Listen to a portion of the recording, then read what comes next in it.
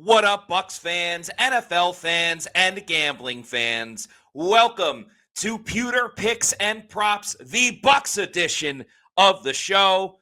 I am your host, Matt Matera, and Pewter Picks and Props is brought to you by Splash Sports. Join over 2.5 million people playing on Splash Sports, the home for Survivor, Pick'em, and QuickPicks. Whether you want to create your own contest with friends or take a shot at life, changing prize pools, Splash Sports has you covered. Start your weekend off right with their weekend kickoff boost on all of their quick picks. Turn $20 into $1,000 with the best multipliers in daily fantasy sports. You think you've got what it takes? Prove that you're the sharpest fan in Bucs Nation and download Splash Sports to join their various leagues, pools, and quick picks. You got the QR code on the screen right there. Download the app today. We have quite the exhilarating matchup coming up on Sunday afternoon between the 4-1 Bucs and the 4-1 San Francisco 49ers. One of these teams could be in first place in the NFC conference when it's all said and done. Before we get to our picks for that game, let's take a quick peek at what happened last week. And I got to be honest, folks, 1 week, you're on top of the mountain. The next week, you're back at the bottom. 2 weeks ago, in Bucs versus Eagles, I was flawless. I was fantastic. Got all the picks right. Every Bucs player prop, every Eagles player prop. Bucs Seahawks was very, very humbling. I suffered my first loss in terms of the Bucs spread and over-under. I picked the Bucs correctly, but I had the under, and clearly that went over. And I had a donut, an offer when it came to Bucs player props. Completely whiffed on that. So like I said, a very humbling experience. And I apologize. I'm going to be better. I'm going to get back to the basics. So 9-1 overall with my Bucs game. Still tail those. Still winning those. 12-12 on Bucs player props. Prop bets, 20-16, still winning there. And NFL picks, which we'll get to later, 19-13 on the season. I have a lot of Bucs player props for this upcoming matchup, so let's get to it. Bucs fans aren't going to be happy with me on this one, though. I'm taking the 49ers +3 to cover against Tampa Bay. I hope the Bucs are able to win, and they just win by 1 or 2 points. I just have a feeling, though, Todd Bowles cannot get over the hump of beating the San Francisco 49ers, and he struggles heavily against Kyle Shanahan and that offense and what the 49ers want to do. Both teams have proven it doesn't matter how banged up they are, they're still going to find a way to get the job done. I just think Kyle Shanahan has Todd Bowles' number. That's why I'm going San Francisco +3 over the Bucs. I also think it's going to be a shootout very similar to Bucs versus Seahawks. The 49ers are going to pepper Christian McCaffrey and get him in matchups where he's going to have to go against Servassier Dennis and take advantage of that. And the Bucs, when you have an MVP level player in Baker Mayfield, it doesn't matter who's available and who's not available. When Baker is in the zone, he is almost unstoppable. So based on some of the injuries that the Bucs have on the defensive side, the way that the Bucs can still move the ball offensively, I like the over 47.5, but going with the Niners +3. Moving over to the player props. Again, Baker Mayfield, when he's in the zone, you don't shy away from what this guy is doing. I hope there's another fan in the stands talking trash to him so he can continue to get hyped up. I have 2 bets on Baker Mayfield, the first being over 1.5 passing touchdowns. He's thrown for at least 2 in every single game except for that Jets game. And if they're going to be in a shootout with San Francisco, who does not have an interception yet this season, the Bucs will not be worried about throwing the football, and therefore Baker will throw for 2 touchdowns, also have him throwing 32.5 times, so 33 times over on his passing attempts. The deeper this game goes, I'm not sure exactly how great the Bucs will be running the football, even though Seattle is much tougher in stopping the run than San Francisco is.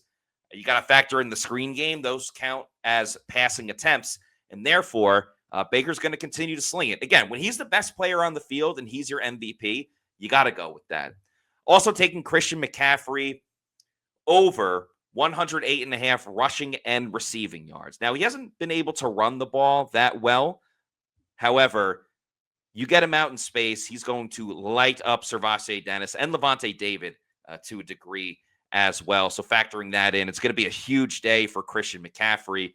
And sticking with the history of Tampa Bay not being able to stop tight ends, we saw Seattle take advantage of that last week. We saw the 49ers do well on Thursday Night Football with Jake Tongues. I'll take the over of 34.5 receiving yards for him. He's not Kittle.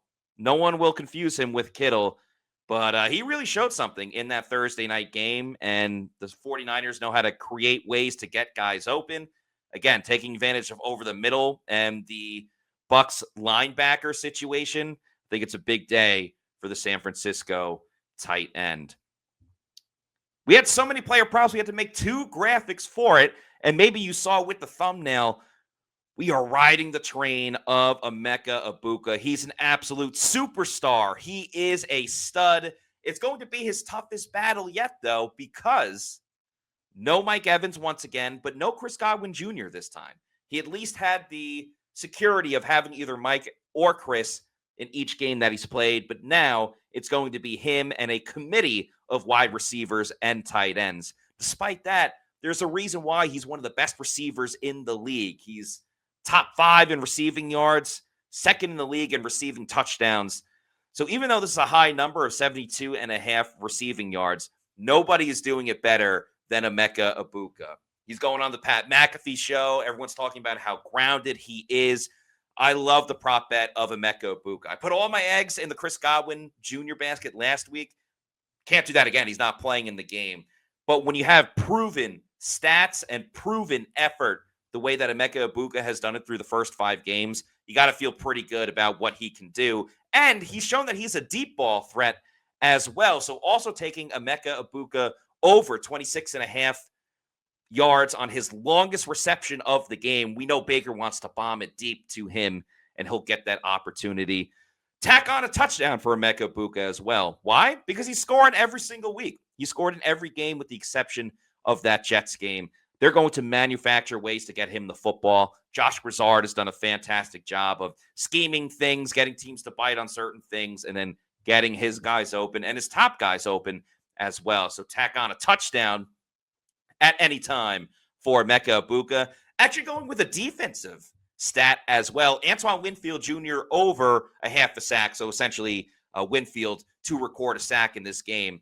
The Bucs have not been able to generate pressure with the 4-man pass rush. It's been disappointing with Yaya Diaby and Hassan Reddick. One way they've gotten to the quarterback is blitzing their defensive backs, whether it's Tyke Smith or Antoine Winfield Jr. But let's remember, Antoine Winfield Jr. had the strip sack against Tyrod Taylor and the Jets in week 3, and he had that very important blitz on Sam Darnold last week against the Seahawks that forced the interception that was caught by Levante David. So it wasn't pretty last week for the Bucs defense. I don't necessarily think it's going to be pretty for their defense this week, but you have an impact player in Antoine Winfield Jr., so I'm taking him to record a sack in this game. The Pewter Parlay, it's plus 500. Sticking with the Emeka Egbuka for obvious reasons. He's fantastic at what he does. Also, going with fellow rookie Tez Johnson over 2.5 catches. Initially, I had the under on catches for Chris Godwin Jr., but he is ruled out of this game. So because of that, I had to pivot a little bit. And I was thinking about Sterling Shepard, but his over-under is 3.5, maybe even 4.5.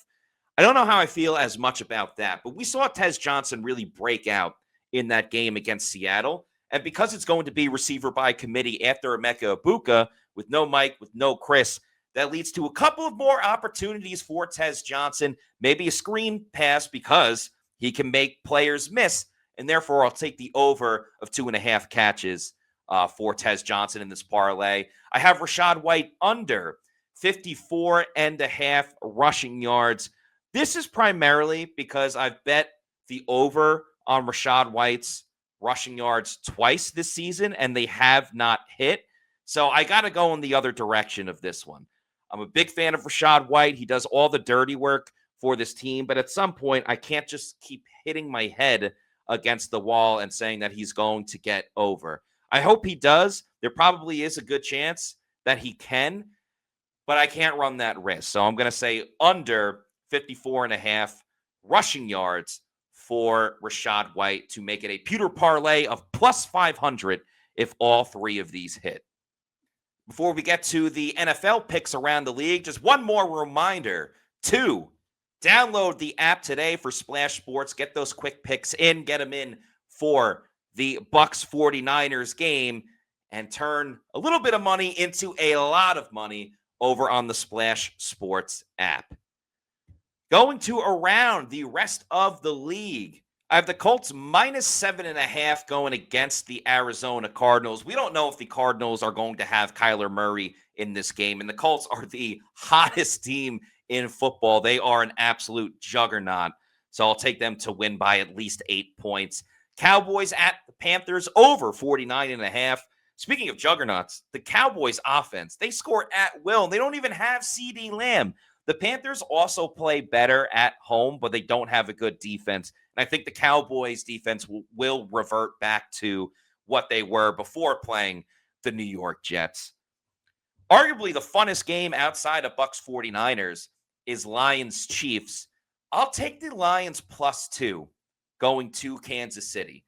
This is going to be the toughest matchup for the Lions since the Ravens game and, of course, the season opener where they got bludgeoned by the Green Bay Packers. But Detroit, they're on a mission to prove that they're better than just, having great coordinators on offense and defense. They're on a rampage right now, and I don't think they're slowing down. Will be a great matchup against Kansas City, though. I don't know if Kansas City has the firepower to hang with the Lions, even though they do have some receivers coming back. And then the last one, Patriots at the Saints over 45.5. Drake May put the NFL world on notice with a great performance on Sunday Night Football against the Bills. I don't think that offense is going to slow down. And the Saints are a scrappy group. They're not good, but they're scrappy. They hang tight in games. I'm not saying they're going to go shot for shot with the Patriots, but they'll keep it competitive and put some points on the board. So over 45.5 is the play there. I'm also doing Colts minus 7.5 and Lions +2. That is a pewter parlay. If you pick those two games, comes out to plus 275. So those are all my picks for each game. Should be a lot of fun. Really, really looking forward to Bucs versus 49ers. Emeka Egbuka is a megastar, and hopefully he will continue to have another fantastic performance in his early NFL career. But that's going to do it for today's show. Make sure you download the Splash Sports app. I'm Matt Matera from PewterReport.com. Can't thank you enough for watching this show. If you're not already doing so, please make sure you're following Pewter Report at Pewter Report on all of our social media on X, Facebook, and Instagram. And our YouTube channel is Pewter Report TV. Please like and subscribe. Leave a comment on this video. What prop bets you like the most? Maybe some other NFL games, or maybe a prop bet that I didn't get to in Bucs against 49ers. Should be a fun one at Raymond James Stadium on Sunday afternoon. That'll do it for this show. Let's win some money. Out.